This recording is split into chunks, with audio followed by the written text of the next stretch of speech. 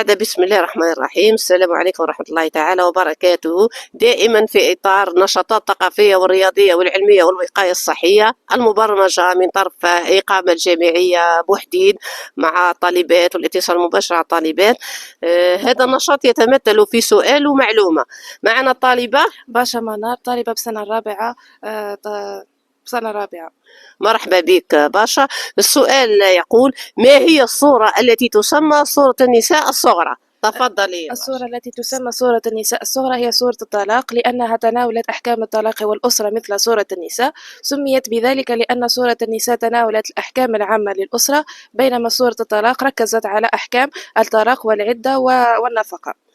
نشكر الطالبة على هذه الإجابة، ونتمنى أن تكون الإجابة مفيدة لكافة الطالبات كي نضيف فائدة في الوسط الجامعي أو بين الطالبات.